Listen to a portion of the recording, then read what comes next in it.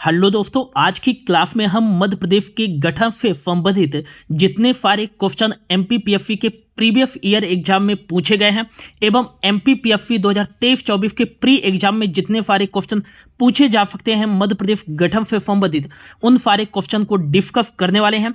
और ये जो क्लास होने वाली है वो एमपीपीएससी के साथ साथ व्यापम द्वारा आयोजित उन सभी एग्जाम के लिए काफ़ी महत्वपूर्ण है जिसमें एमपीजी के पूछा जाता है। तो लास्ट तक बने रहिएगा दोस्तों। यदि आप नए हैं तो प्लीज़ चैनल को सब्सक्राइब कर लीजिएगा, वीडियो को लाइक कर दीजिएगा और ज़्यादा से ज़्यादा लोगों तक जरूर इस वीडियो को शेयर कीजिएगा। तो चलिए स्टार्ट करते हैं। पहला और मोस्ट इंपॉर्टेंट क्वेश्चन है, 1 नवंबर 1956 को गठन के समय मध्य प्रदेश का क्षेत्रफल कितना था? तो इसका जो राइट आंसर हो जाएगा 4,43,446 वर्ग किलोमीटर।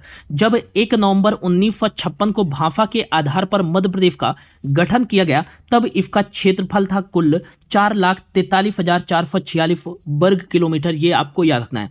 लेकिन मध्य प्रदेश का अंतिम बार पुनर्गठन कब किया गया? तो ये आपको याद रखना है 1 नवंबर 2000 को मध्य प्रदेश से अलग करके एक अलग राज्य की स्थापना की गई जिसका नाम पड़ा छत्तीसगढ़। तो छत्तीसगढ़ के जो है स्थापना के बाद जो है मध्य प्रदेश का क्षेत्रफल कितना बचा? तो आपको याद रखना है 3,08,252 वर्ग किलोमीटर। और यदि आपसे ऐसा पूछा जाए कि वर्तमान में मध्य प्रदेश का क्षेत्रफल कितना है तो आपको याद रखना है 3,08,252 वर्ग किलोमीटर। लेकिन अमरकंटक की किरार घाटी में मध्य प्रदेश और छत्तीसगढ़ के बीच विवाद होने के कारण वर्तमान में मध्य प्रदेश का क्षेत्रफल जो है 3,08,245 वर्ग किलोमीटर का ही मिलता है। 7 वर्ग किलोमीटर में जो है मध्य प्रदेश और छत्तीसगढ़ का किरार घाटी में विवाद चल रहा है, ठीक है ना। ये आपको याद रखना है। और क्षेत्रफल के अकॉर्डिंग भारत का जो सबसे बड़ा राज्य है वो है राजस्थान, और राजस्थान का जो क्षेत्रफल है वो 3,42,239 वर्ग किलोमीटर है।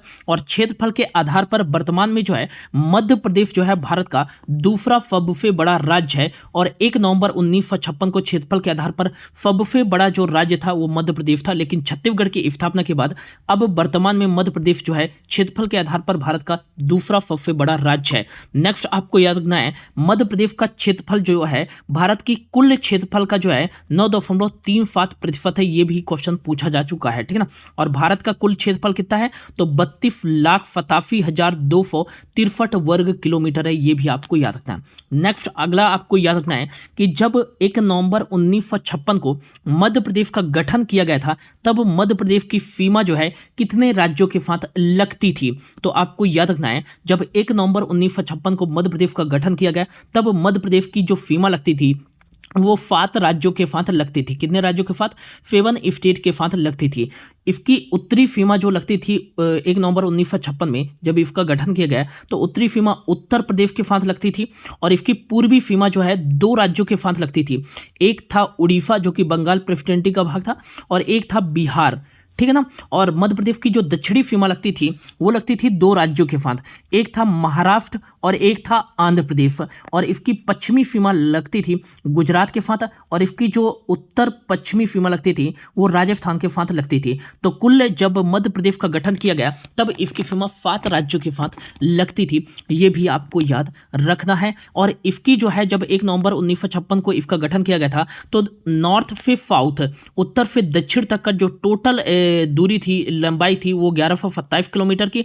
और पूर्व से पश्चिम की जो टोटल लंबाई थी वो 996 किलोमीटर की थी। ये आपको याद रखना है। लेकिन वर्तमान में नॉर्थ से साउथ की दूरी कितनी है वर्तमान में मध्य प्रदेश की? वो है 605 किलोमीटर की। और आपको याद रखना है ईस्ट से वेस्ट की जो दूरी है मध्य प्रदेश की वर्तमान में वो कितना है? तो आपको याद रखना है 870 किलोमीटर की। ये भी आपको याद रखना। अब यदि पूछा जाए वर्तमान में मध्य प्रदेश की सीमा कितने राज्यों के साथ लगती है तो 1 नवंबर 2000 को मध्य प्रदेश के अंतिम पुनर्गठन, जबकि मध्य प्रदेश से अलग करके 1 नवंबर 2000 को जो है छत्तीसगढ़ राज्य का स्थापना किया गया था।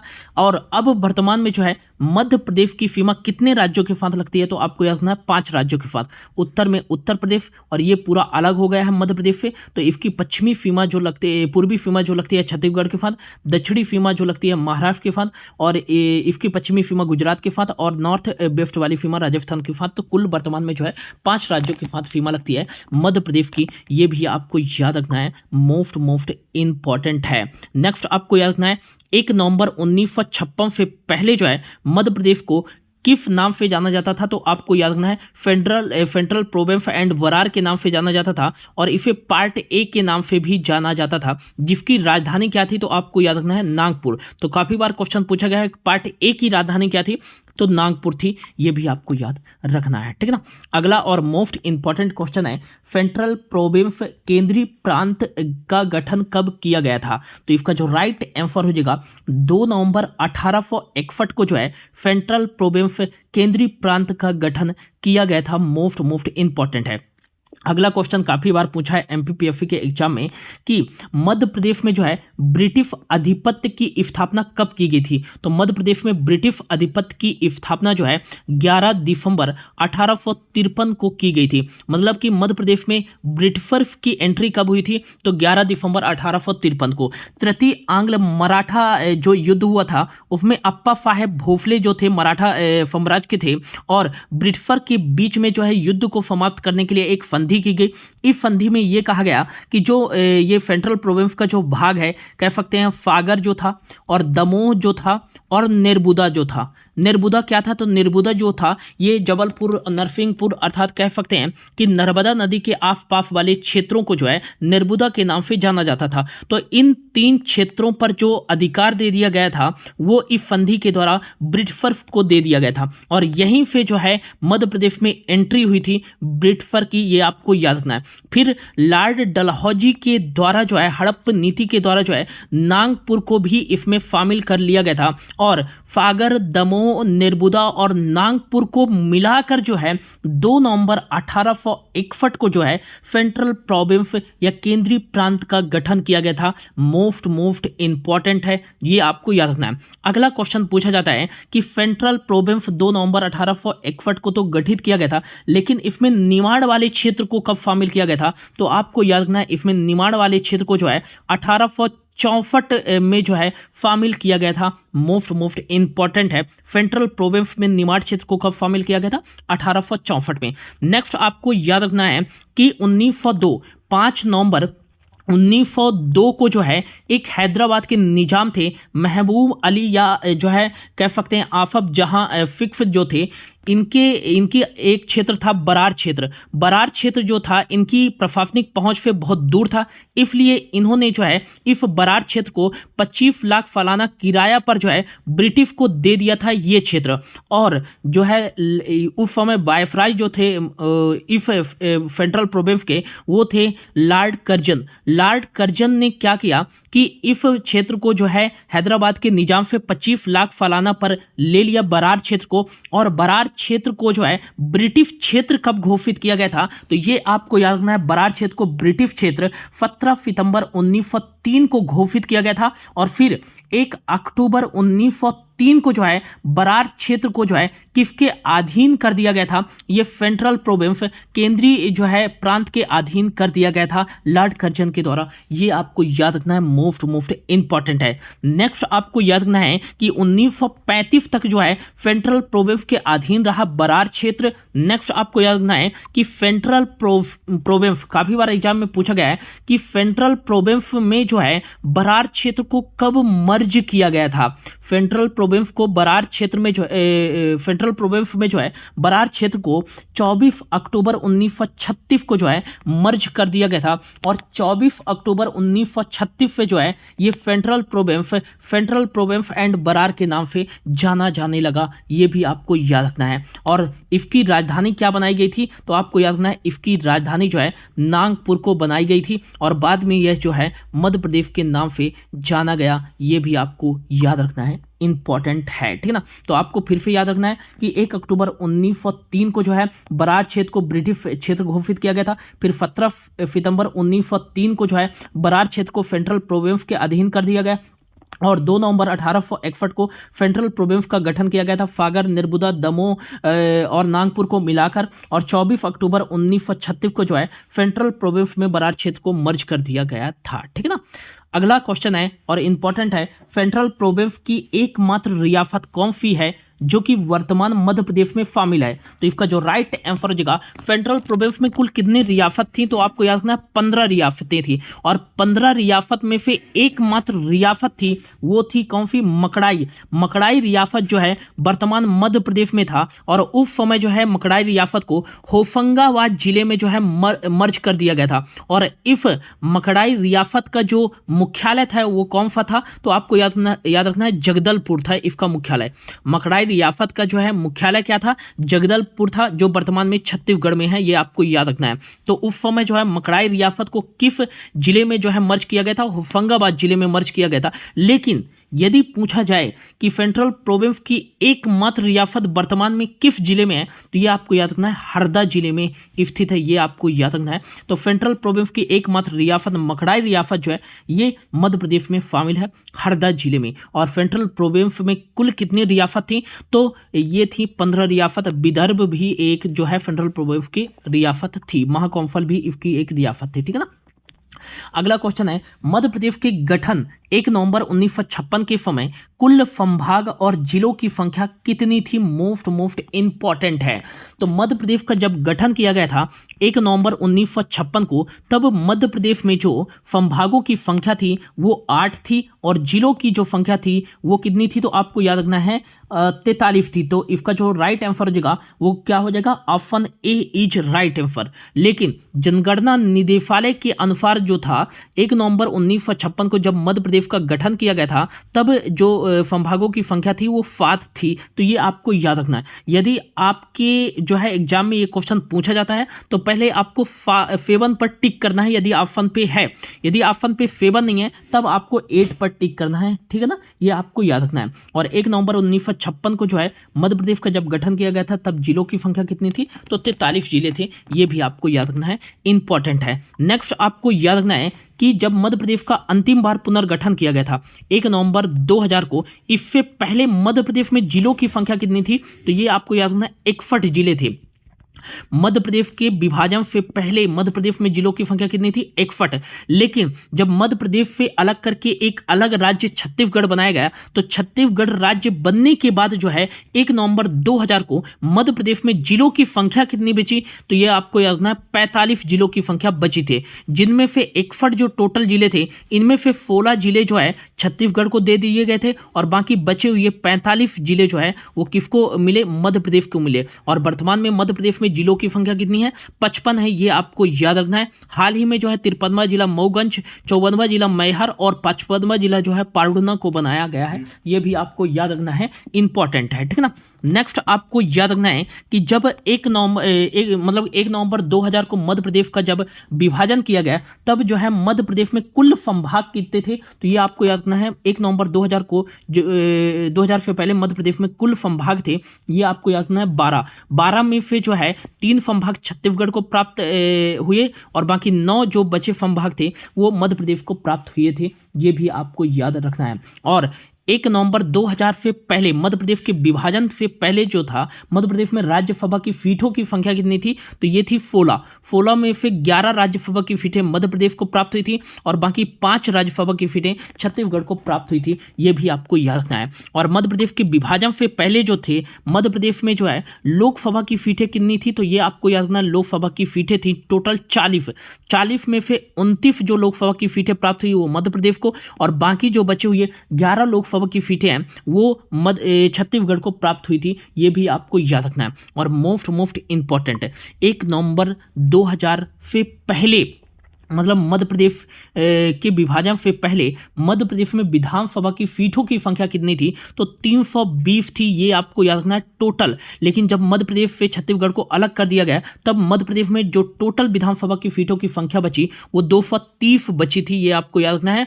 और बाकी जो 90 विधानसभा की सीटें हैं वो किसको प्राप्त हुई थी, तो ये आपको याद रखना है छत्तीसगढ़ को प्राप्त हुई थी। जब मध्य प्रदेश का विभाजन किया गया था, मध्य प्रदेश का अंतिम बार पुनर्गठन किया गया था, तब मध्य प्रदेश के मुख्यमंत्री कौन कौन थे? तो ये थे, आपको याद रखना है, दिग्विजय सिंह, ठीक है ना। मध्य प्रदेश के दिग्विजय सिंह मुख्यमंत्री थे जब मध्य प्रदेश का विभाजन किया गया था। और राज्यपाल कौन थे? तो आपको याद रखना है, भाई महावीर राज्यपाल थे। ये भी क्वेश्चन पूछा जा सकता है, ठीक है ना। और मतलब कि यदि पूछा जाए कि जब मध्य प्रदेश से छत्तीसगढ़ को अलग किया गया तो छत्तीसगढ़ के पहले मुख्यमंत्री कौन बने थे? तो अजीत जोगी बने थे। और पहले राज्यपाल बने थे दिनेश नंदन सहाय। ये भी आपको याद रखना है, मोस्ट इंपॉर्टेंट है, ठीक है ना। अगला क्वेश्चन है, मध्य प्रदेश के किस जिले की सीमा राजस्थान तथा गुजरात राज्य को स्पर्श करती है? तो इसका जो राइट आंसर देगा, मध्य प्रदेश के जो है झाबुआ जिले की सीमा जो है, ये जो है राजस्थान, ये भी एमपीपीएससी में पूछा गया क्वेश्चन है, ठीक है ना। राजस्थान और गुजरात राज्य को जो है सीमा जो है साझा करती है कौन सा जिला? मध्य प्रदेश का झाबुआ जिला, ये आपको याद रखना है। तो मध्य प्रदेश का झाबुआ जिला जो है राजस्थान तथा गुजरात के साथ अपनी सीमा स्पर्श करता है, ये आपको याद रखना। जो बालाघाट है, मध्य प्रदेश का बालाघाट जिला, जिसे मध्य प्रदेश की मैग्नीज नगरी भी कहा जाता है, मध्य प्रदेश का बालाघाट जिला जो है, मध्य प्रदेश का बालाघाट जिला किन दो राज्यों के साथ अपनी सीमा साझा करता है? तो छत्तीसगढ़ और महाराष्ट्र राज्य के साथ अपनी सीमा साझा करता है।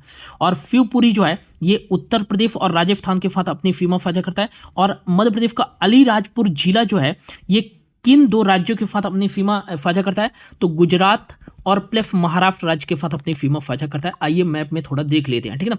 तो यदि आपसे पूछा जाए कि जो है मध्य प्रदेश का, आपको याद रखना है, मुरैना जिला जो है किन दो राज्यों के साथ सीमा साझा करता है? तो ये आपको याद रखना है, राजस्थान और उत्तर प्रदेश के साथ अपनी सीमा साझा करता है। मध्य प्रदेश का शिवपुरी जिला किन दो राज्यों के साथ सीमा साझा करता है? तो ये आपको याद रखना है राजस्थान और उत्तर प्रदेश के साथ सीमा साझा करता है, ठीक है ना। मध्य प्रदेश का कौन सा जिला जो है राजस्थान और गुजरात के साथ अपनी सीमा साझा करता है? जैसा कि हमने देखा, ये राजस्थान और गुजरात के साथ सीमा साझा करता है, झाबुआ। मध्य प्रदेश का कौन सा जिला जो है, ये महाराष्ट्र और जो है गुजरात के साथ अपनी सीमा साझा करता है? तो अलीराजपुर जिला, ये आपको याद रखना है। मध्य प्रदेश का कौन सा जिला जो है छत्तीसगढ़ और महाराष्ट्र के साथ अपनी सीमा साझा करता है? तो ये है आपका हो जाएगा बालाघाट जिला, ठीक है ना। मध्य प्रदेश का कौन सा जिला जो है उत्तर प्रदेश और छत्तीसगढ़ के साथ अपनी सीमा साझा करता है? तो ये आपको याद रखना है, सिंगरौली इसका राइट आंसर हो जाएगा। मोस्ट इंपॉर्टेंट है, ठीक है ना। ये स्पेशली आपको याद रखना है। अगला क्वेश्चन है, निम्नलिखित में से मध्य प्रदेश के किस जिले की सीमा उत्तर प्रदेश को स्पर्श नहीं करती है? एमपीपीएससी 2021 या 2018 में ये क्वेश्चन पूछा गया था।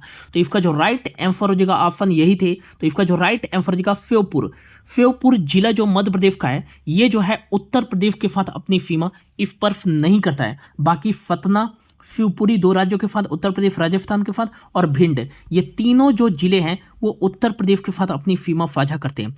मध्य प्रदेश के कुल कितने जिले उत्तर प्रदेश के साथ अपनी सीमा साझा करते हैं? तो काफ़ी सारे बुक में आपको जो है 14 मिलेगा, लेकिन 14 ये गलत है।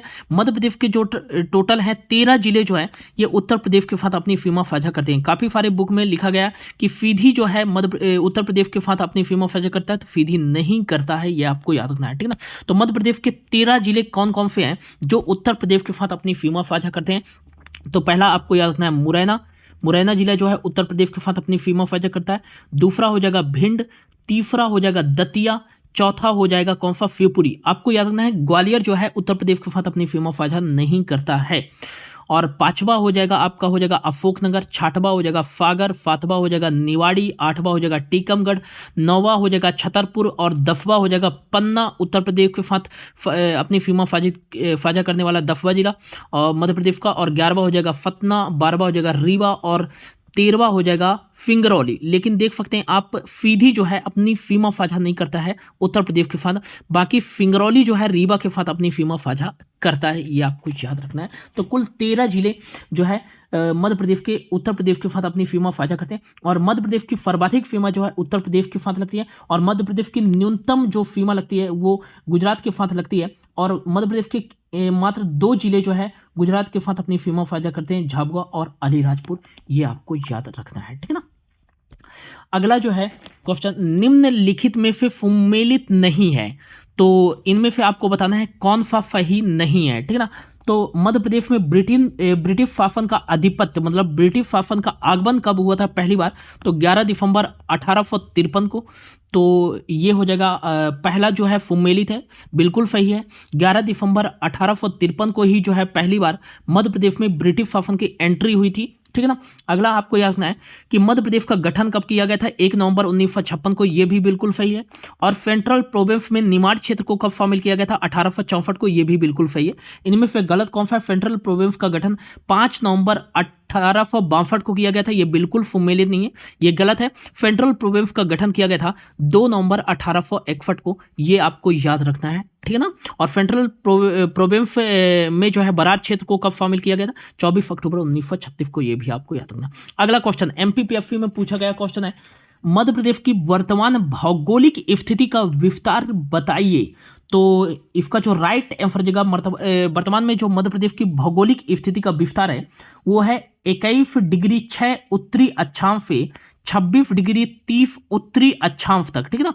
21 डिग्री 6 से जो है 21 डिग्री 6 उत्तरी अक्षांश से जो है 26 डिग्री 30 उत्तरी अक्षांश तक मध्य प्रदेश का जो है उत्तरी विस्तार है। और मध्य प्रदेश का जो पश्चिमी कह सकते हैं देशांतरी जो विस्तार है वो है 74 डिग्री 9 से लेकर 82 डिग्री 48 पूर्वी देशांतर तक।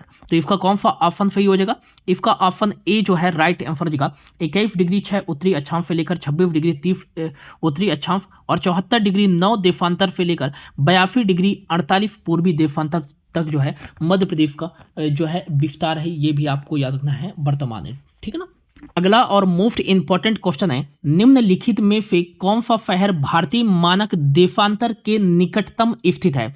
तो जैसा कि आपको पता है कि भारतीय मानक देशांतर ये जो रेखा है ये मध्य प्रदेश के एकमात्र जिले सिंगरौली से होकर गुजरती है। तो इसमें थोड़ा सा आपको कॉमन सेंस लगाना पड़ेगा।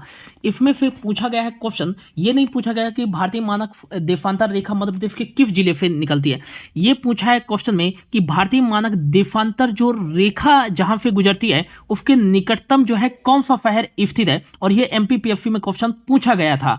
तो ऑप्शन पे है सागर, उज्जैन, होशंगाबाद और रीवा। तो मैं आपको जो है मैप में क्लियर कर देता हूं, ठीक है ना। जैसे सिंगरौली जो है यहां से भारतीय मानक समय देशांतर रेखा निकलती है और ऑप्शन पे है आपको रीवा दिया गया था और अगला दिया गया था आपको होशंगाबाद ऑप्शन पे, अगला ऑप्शन पे दिया गया था उज्जैन और अगला जो था सागर। तो इनमें से आप मेरे को देख के बताओ मैप में जो है जहां से भारतीय मानक जो है देशांतर रेखा निकलती है उसके निकटतम इन चारों में से कौन सा शहर स्थित है। तो आपको स्वाभाविक सा बात है ये दिखेगा रीवा। तो रीवा ही इसका क्या हो जाएगा, राइट आंसर हो जाएगा। यदि आप मैप अच्छे से पता है आपको तो निश्चित ही आप इस प्रश्न का उत्तर दे सकते हैं आसानी के साथ, ठीक ना। तो इसका जो राइट आंसर हो जाएगा वो क्या हो जाएगा, रीवा इज राइट आंसर जो हो जाएगा। भारतीय मानक देशांतर के निकटतम स्थित है रीवा शहर और ये एमपीपीएससी में क्वेश्चन पूछा गया था, ठीक है ना। अगला क्वेश्चन है, फजल अली आयोग ने मध्य प्रदेश के किस शहर को राजधानी बनाने की सिफारिश की थी। तो जैसा कि आपको पता है फजल अली आयोग की स्थापना जो है ये 22 दिसंबर 1953 को की गई थी, 1953 को की गई थी। और इसके 3 सदस्य थे, इनमें से एक अध्यक्ष थे, फजल अली ही अध्यक्ष थे जिनके नाम पर इसका आयोग का नाम पड़ा फजल अली। और 2 जो थे सदस्य थे, 2 सदस्य थे कौन, तो के.एम. पनिक्कर और एच.एन. कुंजरू जो थे इसके वर्तमान मतलब कि सदस्य थे, 2 सदस्य थे और टोटल 3 जो थे सदस्यीय एक आयोग था। और इसने यह सिफारिश की थी कि इसने अपनी रिपोर्ट जो है सबसे पहले आपको याद रखना है सितंबर 1955 में जो है पेश की थी। और इन्होंने जो है राज्यों का गठन भाषा के आधार पर करने का जो है सुझाव दिया था। और इन्होंने जो है भाषा के आधार पर राज्यों का गठन का सुझाव 16 राज्यों और 3 यूटीज का गठन का सुझाव दिया था। फिर बाद में केंद्र सरकार ने जो है 14 राज्यों और जो है 6 यूटीज का गठन किया गया था फजल अली आयोग के सुझाव पर ही। तो पहली बार जो है मध्य प्रदेश की दृष्टि से देखें तो फजल अली आयोग ने जो है मध्य प्रदेश के किस शहर को जो है राजधानी बनाने का सिफारिश किया था। तो आपको याद रखना है मध्य प्रदेश के जबलपुर शहर को जो है राजधानी बनाने की सिफारिश की गई थी फजल अली आयोग के द्वारा, ये आपको याद रखना है। फिर जवाहरलाल नेहरू के नेतृत्व में जो है एक प्रस्ताव रखा गया और उन्होंने जो है भोपाल राज्य को राजधानी बनाने का जो है फैसला लिया गया, ठीक है ना। तो जवाहरलाल नेहरू जी के द्वारा जो है भोपाल राज्य को राजधानी बनाया गया था, ये भी आपको याद रखना है। लेकिन फजल अली आयोग के द्वारा जो है जबलपुर को जो है राजधानी बनाने का जो है प्रस्ताव रखा गया था, ये भी आपको याद रखना है, ठीक है ना। अगला क्वेश्चन है, स्वतंत्रता के पश्चात मध्य प्रदेश को कितनी श्रेणियों में बांटा गया था? तो जब हमारा देश 15 अगस्त 1945 को जो है आज़ाद हुआ, तो स्वतंत्रता के पश्चात जो है मध्य प्रदेश को 3 श्रेणियों में बांटा गया था। पहला जो श्रेणी था वो था पार्ट ए। पार्ट ए में उन रियासतों को रखा गया था जो जिसमें ब्रिटिश का आधिपत्य था, और पार्ट बी था।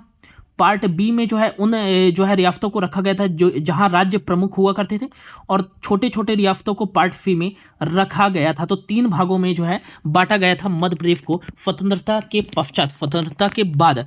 पार्ट ए में जो है सेंट्रल प्रोविंस एंड बरार वाले रीजन को रखा गया था, जिसको बाद में मध्य प्रदेश के नाम से जाना गया। और इसकी राजधानी क्या थी? तो आपको याद रखना है, पार्ट ए की राजधानी थी नागपुर, ये भी आपको याद रखना है। और इसका जो है गठन 15 देशी रियासतों को मिला करके किया गया था। और पार्ट ए के पहले मुख्यमंत्री कौन थे? तो पंडित रवि शंकर शुक्ल थे, ये आपको याद रखना है। और इसके पहले राज्यपाल ई राघवेंद्र थे, ये भी आपको याद रखना है। पार्ट बी की बात करूं तो पार्ट बी को किस नाम से जाना गया था? तो पार्ट बी को जो है सेंट्रल इंडिया, मध्य भारत के नाम से जाना गया था, ये आपको याद रखना है। पार्ट बी को किस नाम से जाना गया था? तो आपको याद रखना है पार्ट बी को जो है सेंट्रल इंडिया। मैं इसको मिटा देता हूं, और पार्ट बी इसका राइट आंसर हो जाएगा 3, ऑप्शन ए पार्ट बी को जो है सेंट्रल इंडिया, मध्य भारत के नाम से जाना गया था, ये आपको याद रखना है। और पार्ट बी को मालवा संघ भी कहा जाता था, मालवा प्रोविंस भी कहा जाता था।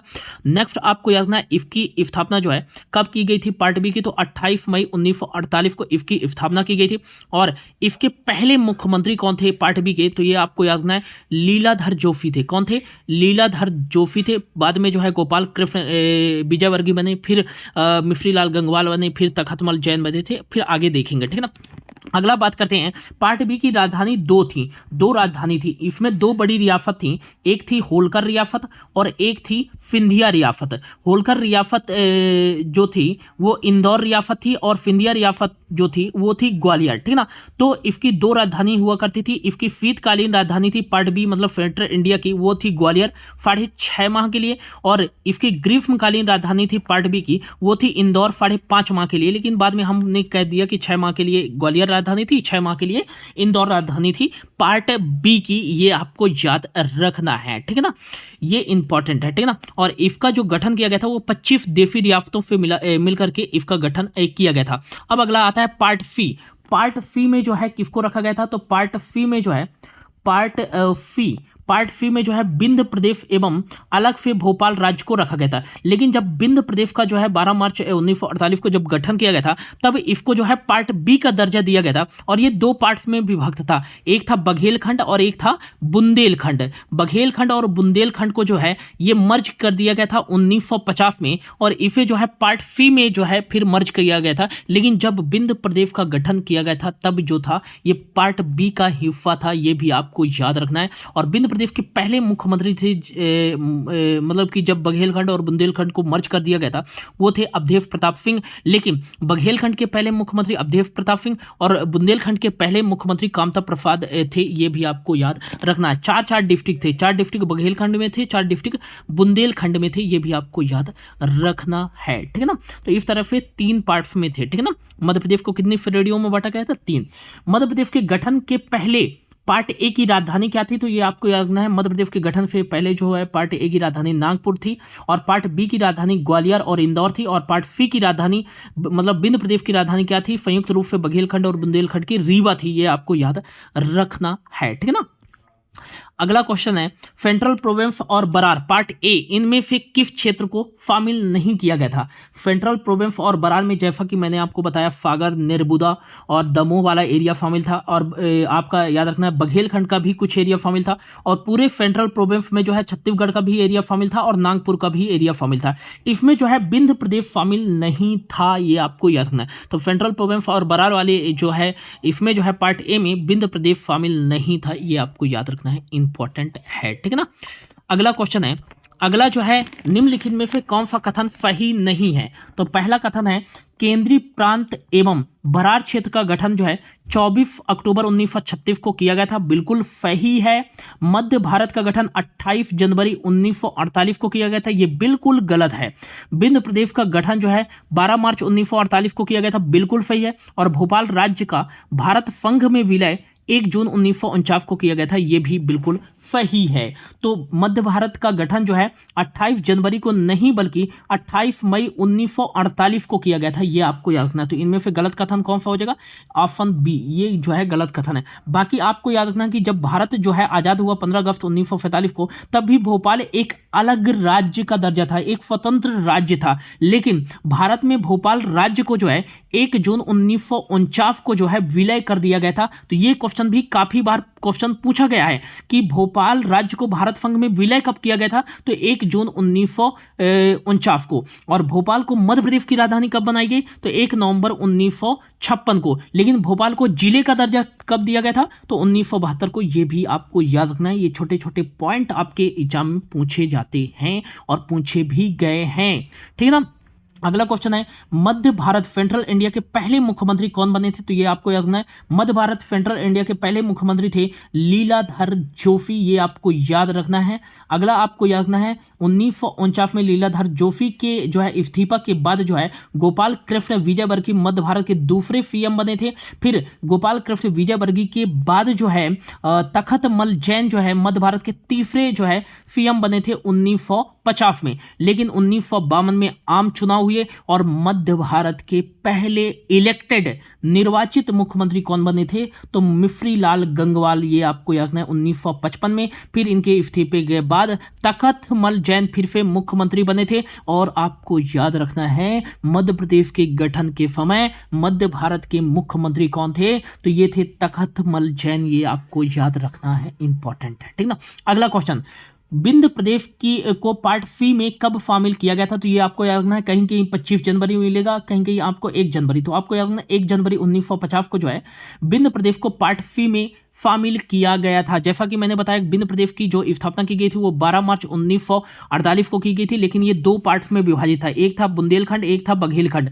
बुंदेलखंड में 4 डिस्ट्रिक्ट थे, बघेलखंड में भी 4 डिस्ट्रिक्ट थे। और बुंदेलखंड के सीएम जो थे कामता प्रसाद और बघेलखंड के सीएम थे अवधेश प्रताप। बुंदेलखंड की जो राजधानी थी वो नागौर छतरपुर थी और बघेलखंड की जो राजधानी थी वो आपकी रीवा थी। लेकिन संयुक्त रूप से इनको मर्ज करके जो है मतलब जनवरी 1950 में बघेलखंड और बुंदेलखंड को मिलाकर जो है विंध्य प्रदेश का निर्माण किया गया और इसे पार्ट सी का दर्जा दे दिया गया था 1 जनवरी 1950 को। ये भी आपको याद रखना है, ठीक है ना। अगला कुछ इंपॉर्टेंट डेट है, जैसे 12 मार्च 1948 को विंध्य प्रदेश का गठन किया गया था। 28 मई 1948 को सेंट्रल इंडिया मध्य भारत एवं मालवा संघ का गठन किया गया था। और 24 अक्टूबर 1936 को सेंट्रल प्रोविंस एंड बरार को मर्ज कर दिया गया था। ये आपको याद रखना है। अगला क्वेश्चन, भोपाल राज्य का प्रथम मुख्यमंत्री किसे नियुक्त किया गया था? तो इसका जो राइट आंसर जगह भोपाल राज्य का प्रथम मुख्यमंत्री शंकर दयाल शर्मा को नियुक्त किया गया था। मोस्ट इंपॉर्टेंट, तो भोपाल राज्य जब भारत संघ में विलय कर दिया गया था तब इसके पहले मुख्यमंत्री बने थे शंकर दयाल शर्मा, ये आपको याद रखना है। और विंध्य प्रदेश के जो है मध्य प्रदेश के गठन के समय पंडित शंभुनाथ शुक्ला मुख्यमंत्री थे। अवधेश प्रताप सिंह जो थे विंध्य प्रदेश के पहले मुख्यमंत्री थे। और पंडित रविशंकर जो शुक्ल थे वो मध्य प्रदेश या पार्ट ए के पहले मुख्यमंत्री थे। ये भी आपको याद रखना है। तो ये था दोस्तों मध्य प्रदेश के रीऑर्गेनाइजेशन से संबंधित इंपॉर्टेंट क्वेश्चन जो कि आपके एग्जाम में पूछे गए थे एमपीपीएससी के और जो पूछे जा सकते हैं। ये पार्ट फर्स्ट था। इसके बाद हम पार्ट सेकंड लाएंगे रीऑर्गेनाइजेशन ऑफ एमपी के संबंधित क्वेश्चन। यदि आपको अच्छा लगा हो तो प्लीज चैनल को सब्सक्राइब कर लीजिएगा, वीडियो को लाइक कर दीजिएगा, ज्यादा से ज्यादा लोगों तक इस वीडियो को शेयर कीजिएगा। थैंक यू सो मच, मिलते हैं अगली